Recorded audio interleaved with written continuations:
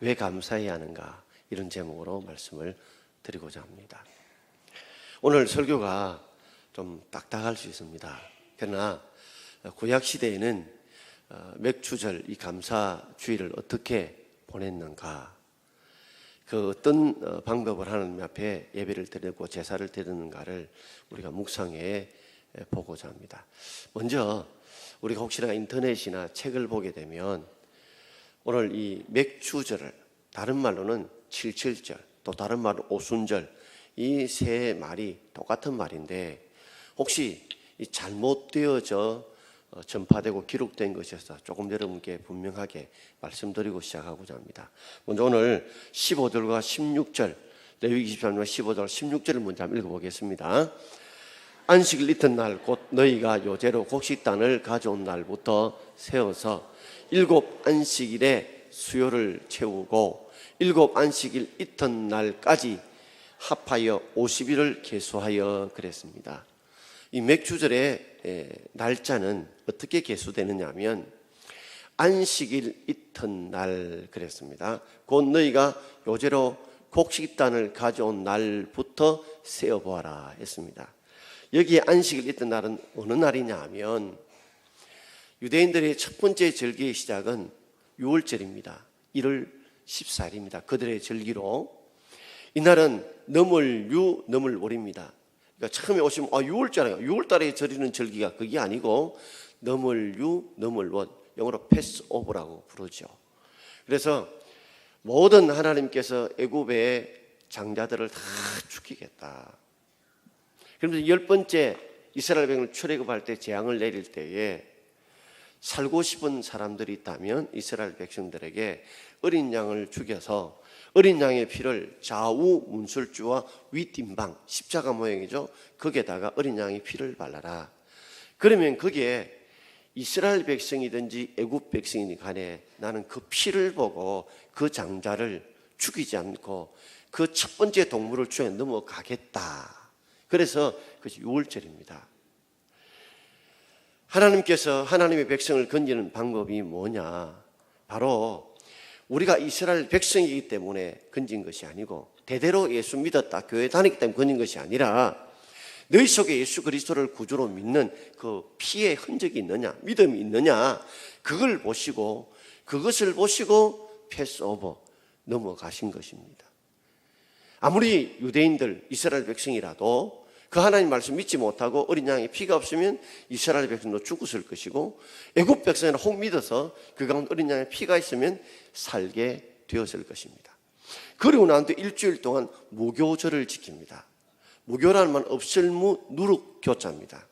누룩이 없는 떡을 먹으면서 일주일 동안 하나님이 우리를 구원해 주신 그 6월절의 고마움을 하나님께 감사하며 즐기는 절기가 무교절인데, 무교절 일주일 동안 지나다 보니까 그 가운데 안식일이 어느 날이 될지 계속 바뀌는 겁니다. 그래서 오늘 말씀 안식일 이틀째, 무교절을 지키는데 안식일 이튿날, 다음날, 즉 주일이죠. 주일날부터, 그 주일은 뭐냐면 너희가 요제로 곡식단을 가지고 온 날, 곡식단을 가지고 온 날, 이게 뭐냐면 첫 번째 하나님 앞에 곡식을 거두어서 드리는 절기, 그래서 초실절이라고 부릅니다. 처음 시작할 처음 초에 열매실, 첫 번째 이삭을 거두어서 드리는 절기가 초실절인데, 그 초실절이 언제냐면 무교절 절기 중에 안식일 다음 날이에요. 그 초실절부터 50일째입니다. 그러니까 날짜가 맥주절은 사실은 정해지지 않아요. 왔다 갔다 할 수 있습니다. 그래서 왜 우리가 맥주절을 칠칠절이라고 부르냐면 가져온 날부터 세어서 7 안식일에 수요를 채우고, 그러니까 일주일이 몇 번요? 7번 지난 데서 칠칠절이라고 날짜를 따라서 이름을 부르기도 하고, 또 날짜로 따진다면 7 안식일 이튿날, 즉 다음 날 하니까 오순절, 순이 10입니다. 5 곱하기 10은 뭐예요? 50. 50일 된 데서 오순절이라고 부릅니다. 그러니까 보리를 거둬 추수한다는 의미로서는 맥주지라는 의미를 가지고 있고, 날짜로 의미를 가지면 칠칠절 또는 오순절로 부른다는 말입니다. 그러니까 이것이 6월절부터 50일이 아니라 무교절 절기 중에 안식일 다음 날이 뭐라고요? 무슨 절기? 초실절인데 초실절부터 50일 되는 날이 바로 맥추절 또는 일주일 7번 지난 다음 날에서 77절 또는 50일째라고 날짜를 박아서 오순절이라고 부르게 되는 것입니다.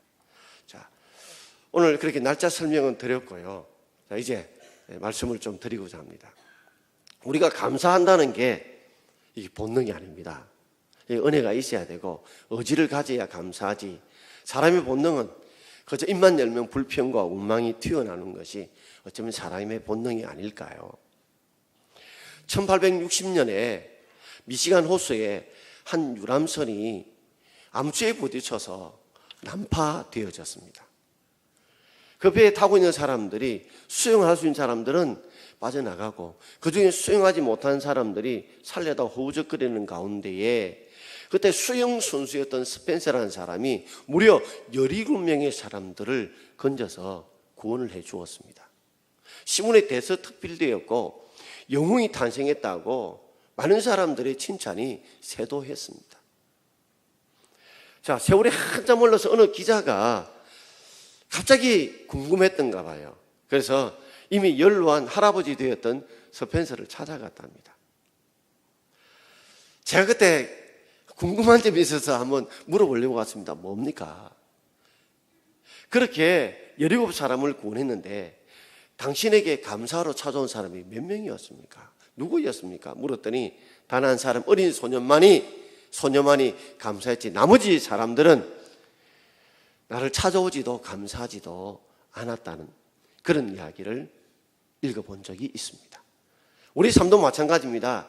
원한 맺힌 거 이거는 그저 잊어야 됨에도 불구하고 가슴에 꼬박꼬박 새기면서 우리가 부모로부터 하나님으로부터 주위 사람으로 받았던 은혜들은 왜 그리 쉽게 잊어버리는지요. 그래서 하나님께서 오늘 맥주절도 우리가 은혜를 잊기 쉬운 우리들이기 때문에 맥주절이라는 절기를 정해놓고 그것을 잊지 않도록 하나님의 은혜를 기억하도록 하기 위해서 이 맥주절기를 만들었고 그래서 우리는 맥주감사주일로 지키는 것입니다. 이스라엘은 5대 제사가 있습니다. 5대 제사, 소제, 번제, 그리고 속죄제, 하목제, 속건제가 있습니다. 이 속건제는 사람과 사람과의 관계 속에서 손해를 입힐 때 물질로 배상하며 드리는 제사가 바로 속건제입니다. 그리고 이 나머지는 하나님과의 우리 관계 속에서 이루어지는 제사인데 오늘 맥주절에는 이 4가지 제사를 다 드리라고 하나님이 말씀하고 있습니다. 이 제사에 담겼던 맥주절의 감사의 의미를 한번 새겨보고자 합니다. 먼저 첫 번째는 소제를 드리라. 이거는 소제는 곡식을 빻아서 드리는 제사인데요. 오늘 16절과 우리 17절을 함께 읽어보겠습니다. 7 안식일 이튿날까지 합하여 50일을 계수하여 새 소제를 여호와께 드리되 너희 처소에서 10분의 2 에바로 만든 떡 2개를 가져다가 흔들지니 이는 고운 가루에 누룩을 넣어서 구운 것이요 이는 천요제로 여호와께 드리는 것이며 그랬습니다. 아니 여기서 제사가 나오는데 소제, 요제가 나오는데 무슨 제사냐는데 소제는 제사의 형태이고요 요제는 아래 위로 흔든다는 제사는 방법입니다. 그러니 요제는 아래 위로 흔드는 제사는 방법이지 제사의 형태는 아닙니다. 제사 형태는 5가지밖에 없습니다. 소제, 번제, 속죄제, 하목제, 속건제고 이 요제는 제사 드리는 방법을 말합니다. 자, 날짜에 대해서 이미 말씀을 드렸고요. 이 소제라는 것은 곡물을 빻아서 드리는 제사인데 이 소제라는 의미는 이미 창세기에서 2번 나와 있습니다. 창세기 32장에 보게 되면 야곱이 에서에게 쫓겨서 외삼촌 라반의 집에 가서 20년을 지내다가 2때를 거느리고 오게 됩니다. 그럴 때 자신의 형 에서가 그의 동생인 야곱을 죽이려고 군사를 이끌고 옵니다. 야곱이 아무리 생각해봐도 형의 진노가 큼을 알고 그의 감정을 누그러뜨리기 위해서 풀기 위해서 예물을 준비합니다. 그때 이 예물이라고 하는 하민이란 말이 오늘 소재인 하민하고 똑같은 말입니다. 하나님께 예물을 드린다 할 때 예물의 의미가 바로 하민입니다.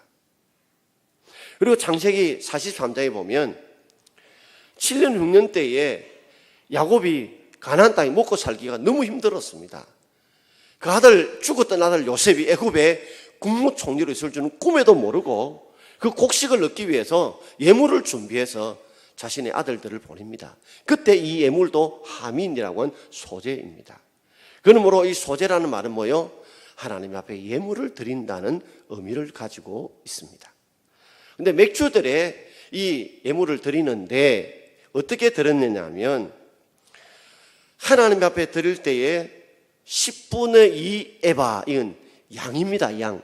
1에바는 23리터입니다. 10분이 헷갈릴 때 5분의 1입니다. 그죠? 5분이라면 계산할 필요 없어서 미리 해놨습니다. 제가 4.6리터입니다. 1.5리터짜리 페트병 있죠? 그거 한 3개. 3개의 밀가루를 가지고 그것을 뭐요? 그게 누룩을 넣어서 굽어서 만드는 그 정도의 양입니다. 그런데 특별히 그때는 어떻게 맞냐면 이게 보통 제사를 드릴 때는 누룩을 절대 안 넣습니다. 그런데 여기 때만은 누룩을 넣습니다. 이건 뭐냐면 누룩이라는 것은 이 음식의 맛을 내고 부풀어 오르게 하는 것이거든요.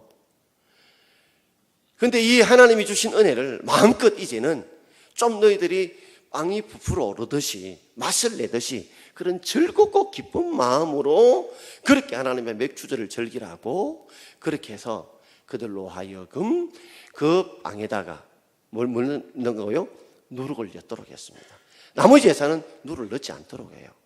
그리고 맥주들은 이 제사의 핵심이 보통 제사의 핵심은 번제인데 맥주들은 핵심이 소제입니다. 먼저 소제가 중심이 되는 제사라는 말입니다. 그러니 우리가 하나님 은혜를 감사하여서 이 찢는다, 빻는다는 말은 희생한다는 말이거든요. 여러분 이 벼 이삭이나 밀가루 이삭을 갖다가 막 고운 가루로 갈아보십시오. 형태가 없어지죠. 그처럼 하나님이 우리를 위해서 희생하셨고 희생했던 그 은혜를 생각해서 우리도 우리 자신의 마음을 희생하고 희생하는 마음으로 주님 앞에 구별되어 드리라는 말입니다. 보통 제사 때는 12개의 떡을 드리는데 여기는 2개의 떡만 맥주를 드리려고 합니다. 이 둘은 정인의 숫자입니다. 이 말은 하나님께서 우리에게 베푸신 그 은혜를 너희들이 정인되어서 세상 가운데 전하라는 의미로 떡 2개만 드리라고 말씀하고 있습니다. 특별히 요제로 드리라는 말은 이 가만히 있으면 보이지 않지만 아래 위로 흔들면 다 보이지요. 그러니까 많은 사람들에게 흔들어서 너희들에게 보여주라는 그런 의미로 소제를 요제 형태로 이렇게 드리라고 말씀하고 있습니다. 그러므로 이 소제라는 말은 우리 하나님께서 자신을 고른 가오로 빻아서 희생하는 마음으로 우리에게 은혜를 베푸시고 구원해 주신 그 사랑을 우리도 기억하고 우리도 주님 앞에 드릴 때에 과감하게 우리 자신의 욕심들을 부어고 우리의 모든 아집들을 부어고 정말 고운 가루처럼 갈아서 희생하는 마음으로 즐거운 마음으로 하나님 앞에 드리라는 것입니다. 자, 두 번째는 번제로 드리라. 번제는 곡물이 아니라 이제는 짐승을 드리게 되는 것입니다. 자, 우리 18절 말씀을 우리 함께 읽어보겠습니다. 너희는 또 이 떡과 함께 1년 된 흠없는 어린 양 7마리와 어린 수소 1마리와 수양 2마리를 드리되 이것들을 그 소제와 그 전제제물과 함께 여호와께 드려서 번제로 삼을지니 이는 화제라 여호와께 함기로운 냄새라. 자, 번제 화제가 나오는데 제사 형태는 번제입니다. 태울 번자. 태울서 제사를 드리는데 제사는 방식이 뭐요? 불을 태워서 제물을 태워 드린 데서 제사는 방식이 화제이지 제사 형태는 번제라는 형태입니다. 헷갈리지 마시고요.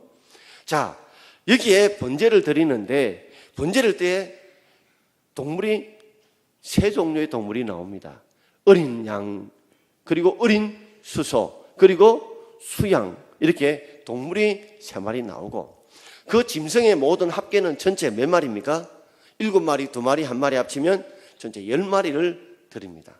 보통은 번제할 때에 1마리만 드리지만 하나님이 베푸신 은혜를 감사해서 어린 양, 흠없는 어린 양을 7마리 드려 전적으로 헌신해서 드리라고 말씀하고 있습니다. 번제는요, 태워드린다는 겁니다. 여러분, 불을 태우면 불로 인해서 빛이 나지요. 초가 녹으면서 빛이 나죠. 불을 떼우면서 뭐요? 방이 따뜻해지고 음식이 만들어지지요. 그러면 번제라는 것은 헌신한다, 내가 나를 바친다 하는 그런 의미를 가지고 있습니다.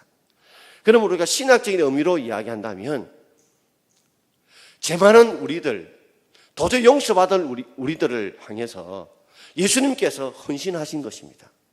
인간의 몸을 입으시고 이 땅에 오시고 죄 없인 예수님께서 대신 우리를 대신하여 헌신하심으로 십자가를 지셨고, 하나님 아버지가 정말 죄 많은 우리를 위해서 예수님을 이 땅에 인간의 몸을 입고 보내셨던 그 전적인 헌신을 통해서 우리가 죄 가운데서 용서함 받았던 그 은혜를 감사하라고 이 번제 형태로 하나님 앞에 드리라고 하는 것입니다. 특별히 이 번제, 이 제물을 태울 때에 전제 제물을 붓습니다. 포도주를 부어요. 그러면요, 거기서 짐승이 탈 때 무슨 냄새가 난다고요? 향기로운 냄새가 납니다. 그 말은 하나님이 그 전적인 헌신을 기쁘게 받으셨다는 의미로 이렇게 전제 제물 위에 포도주를 부어서 짐승을 태움으로 자신을 전적으로 헌신하셨던, 정말 가루가 되도록 헌신하셨던 그 사랑을, 그 헌신을 우리에게 보여주는 것입니다. 어떻게 들으면 같은 내용 같은데도 불구하고 오늘 하나하나 조목조목 나누어서 설명하고 있습니다. 세 번째는 바로 속죄제입니다. 여기서 짐승을 드리는데요, 우리 19절 말씀을 함께 읽어보겠습니다. 또 수염소 하나로 속죄제를 드리되. 이 속죄제는 뭡니까? 죄를 용서해 주신다는 말이에요. 죄 많은 우리를 예수님이 대신 십자가에 죽으시면 우리 죄가 용서함 받았다는 거죠. 자, 우리가 아까 번제를 우리가 묵상할 때 이미 예수님이 헌신하셨다. 그 가운데 당연히 어떤 헌신을, 우리 죄를 대신 지시고 십자가에 죽으셨다. 그러므로 우리가 죄 용서함을 받았다. 그렇지만 오늘 제사를 나누어서 좀 구체적으로 뭉뚱그려서 도매값적으로 감사하지 말고 구체적으로 이유를 가지고 감사하고 속죄제도 드리라는 것입니다. 너희들이 속죄함을 받았다. 왜 속죄함을 받았느냐? 그저 속죄함을 받은 것이 아니라 어린 양 대신 예수님께서 대신 십자가에 죽으심으로 말미암아 우리들이 죄용서함을 받았다는 이 확신을 가지게 되고, 이 죄용서함의 그 기쁨은 바로 신학적인 표현하면 예수님께서 대신 우리 죄를 짊어지고 죽으심으로 우리가 죄용서를 받았다는 거, 이 은혜를 잊지 말라는 거죠. 그러므로 내가 죄용서받다는 확신도 가져야 되겠고, 그 확신은 바로 예수님이 대신 십자가의 속죄제물로 죽어주셨다는 것들을 둘 다 깨닫게 하기 위해서 속죄제로 드리라고 한 것입니다.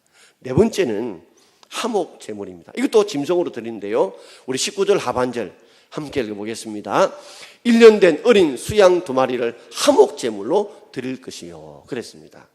자, 화목제인데요, 화목제는 뭐요? 이 예수님께 신학적 표현에 의하면 예수님이 우리 죄를 대신 지시고 십자가에 죽으심으로 말미암아 하나님과 우리 사이가 화목하게 되었다는 겁니다. 죄 가운데서 우리가 하나님을 아버지라 부를 수 없고 우리가 기도할 수 없는데 예수님이 대신 십자가에 죽으심으로 우리는 하나님을 아버지라 부를 수 있고, 이제는 예수 이름으로 기도할 수 있도록 하나님과 우리 사이를 화목하게 만들어 주신데, 누가요? 예수님이 대신 십자가에 죽으신 그 사랑 때문에 하나님과 우리가 화목하게 되었다는 그 확신도 가져야 되겠고, 그 화목된 것이 저절로 된 것이 아니라 바로 예수님께서 우리를 위해 대신 죽으심으로 이루어졌다고 하는 그 사실을 확실하게 하기 위해서 화목제물도 드리라고 한 것입니다.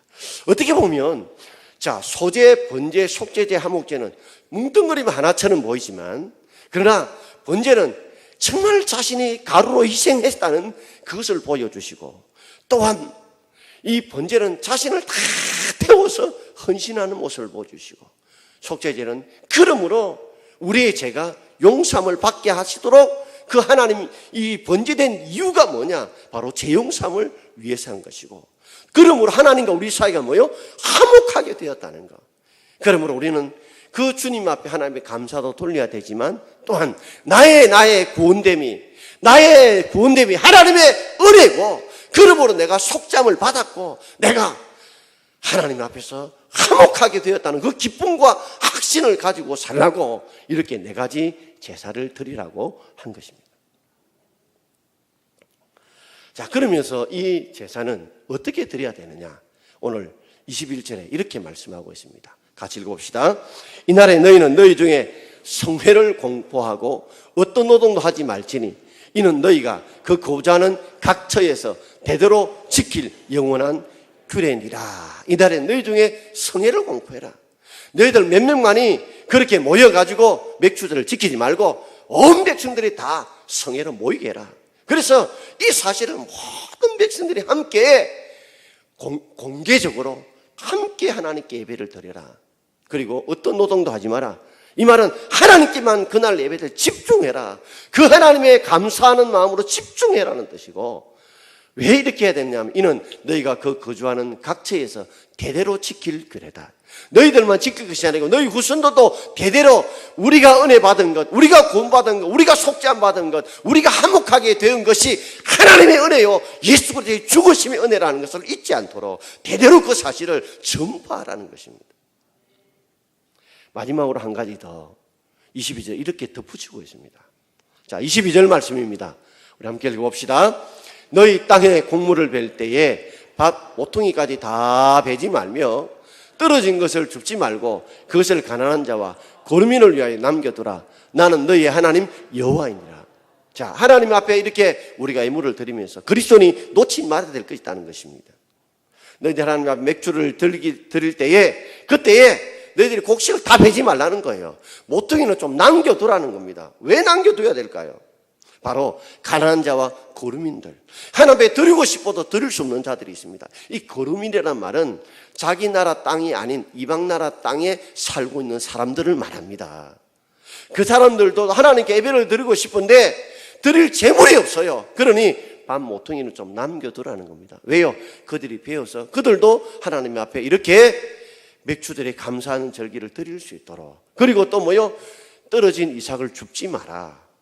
줍지 마라. 왜냐하면 그 이삭이라도 주어서라도 그들이 작게라도 드릴 수 있도록. 그래서 맥주절은 소재가 중심인 이유는 짐승은 아무나 드릴 수가 없어요. 그러나 소재는 누구든지 작게라도 드릴 수 있기 때문에 하나님 앞에 먼저 소재가 중심이 되는 것이 이 감사절의 바로 뿌리가 되는 것입니다. 사랑하는 성도 여러분, 우리가 하나님 앞에 너무 뭉뚱그려서 감사하고 있지 않는지, 하나님을 정말 세밀하게 나누어서 이렇게 우리로 하여금 감사해야 될 이유를 찾고, 그리고 그것 때문에 내가 속죄함 받았고 내가 하나님 한목 제물이 되었고 하나님의 자녀가 되었다는 분명한 확신을 함께 가져야 되고 찬양해야 될 것이 바로 맥주절의 깊은 의미입니다. 여러분, 진짜 행복한 사람이 어떤 사람일까요? 남보다 더 많은 것을 가지고 소유했다고 행복한 것이 아니라 얼마나 감사하느냐, 그 사람이 진짜 행복한 사람입니다. 아무리 많은 것을 가지고 있어도, 아무리 남보다 많이 누려도 감사하지 못하면 그 행복한 사람이 아니에요. 그러나 얼마를 가지고 있든지 그것이 하나님 은혜인 줄 알고 감사하는 그 사람이 최고로 행복한 사람입니다. 세상 사람들은 없는 것 때문에 불평합니다. 가지지 못한 것 때문에 불평합니다. 여러분, 감사는 조건이 아니라 그러므로 해석입니다. 내가 지나온 모든 것이 없는 것 때문에 불평하면 그 사람은 감사할 수 없어요. 그러나 내가 있는 것 속에서 내가 찾아서 헤아리면서 감사하면 감사할 수 있습니다. 그래서 감사는 조건이 아니라 해석입니다. 우리의 위를 보면 감사 못하지만 우리보다 아래에 보면 얼마든지 감사할 수 있습니다. 오늘 여러분 여기 나오셨는데 오늘 정말 걷고 싶은 분들이 있습니다. 예배당에 나오셔서 예배 드릴 것이 소원인 분들도 있습니다. 보지 못한 분은 정말 보는 것이 소원일 수 있고 듣지 못한 듣는 것이 소원인 분들도 계십니다. 적어도 여기 함께 나와서 우리가 보고 듣고 예배 드릴 수 있다는 게 얼마나 감사합니까? 저는 끝으로 한 사람의 이야기를 드리고 마치고자 합니다. 제가 한 번쯤인가 이야기를 했지 싶은데요. 이 청년이 20대에 아주 믿음 생활, 감사 생활을 잘했습니다. 늘 작은 일에 감사했던 이 청년이었는데 어느 날 뜻하게 교통사고로 왼쪽 다리가 잘려나갔습니다. 결혼도 해야 되는데 이제 왼쪽 다리 딸려간 나에게 누가 결혼을 청할 것인가? 누가 시집 올 것인가? 그리고 이 잘려난 다리로 내가 무엇을 할 수 있을까? 절망과 좌절 속에 보냈습니다. 많은 시간 동안 방 안에 처박혀서 울면서 자신의 이 한쪽 날아가 버린, 잘려버린 다리를 보면서 울면서 지냈습니다. 그러다가 어느 날 말씀을 읽고 기도하면서 불평과 원망 속에서 근심 중에 기도하다가 하나님이 그에게 은혜를 주셨어요. 왜 너는 잘려나간 왼쪽 다리만 보느냐? 지금 남아있는 오른쪽 다리는 왜 보이지 않느냐? 그 마음에 깊은 은혜와 깨달음을 주셨습니다. 그러자 그의 생각이 바뀌었어요. 맞다. 내 오른쪽 다리가 남아있지. 그러면서 병원에 가서 어족을 하게 되고 어족을 하는 연습을 통해서 걷는 연습을 하게 되었습니다. 그리고 하나님, 나에게 남은 다리로도 내가 무엇을 할 수 있는 것이 무엇인가 찾고 기도하는 중에 마침 아프리카에 선교사를 모집하고 있었는데 아무도 가려고 하지 않습니다. 왜냐하면 그 지역에 식인종들이 너무나 많기 때문에 자기는 이미 왼쪽 다리가 잘려간 죽은 목숨과 다를 바 없으니 내가 헌신하겠다고 자원해서 선교사로 가게 되었습니다. 선교 생활을 하는 중에 식인종들이 어느 날 이 선교사님을 잡아먹으려고 달려왔습니다. 죽이려고 달려왔습니다. 얼마나 놀라고 두려운 가운데 기도하는 중에 하나님이 그에게 성령께서 감동을 주셨습니다. 그래서 그는 왼쪽에 어족 다리를 던져서 주었습니다. 식인종들이 이 고무 다리를 아무리 먹으려고 해도 너무 질긴 고무라서 먹을 수가 없었어요. 그런데 그들이 식인종 어떤 생각을 했냐면 여태껏 모든 건 다 먹었는데 이건 도저히 먹지 못하는 거 보니까 저 사람은 신이 보낸 사람이다. 그래서 그 마을의 초장으로 삼아서 그 마을을 복음화시켰다는 거예요. 이 선교사님이 뒤늦게 깨달은 게 하나님께서 이 마을을 구원하기 위해서 나로 하여금 이 다리를 잘라내시고 어족을 하게 하시고 이곳에 보내셨다는 걸 알고 당시에는 도저히 감사할 수 없고 불평과 원망할 수밖에 없지만 돌아보니 모든 것이 하나님의 은혜였구나. 모든 것이 하나님의 은혜였구나. 그래서 하나님의 범사에 감사를 하시는구나. 깨달으면서 조목조목 감사했다는 것입니다. 오늘도 우리의 불평 원망거리가 어쩌면 하나님 우리를 더욱더 감사할 그런 제목으로 그런 디딤돌로 사용할지 어떻게 압니까? 그렇기 때문에 우리가 범사에 감사하는 것이 우리를 향한 하나님의 뜻이라는 것입니다.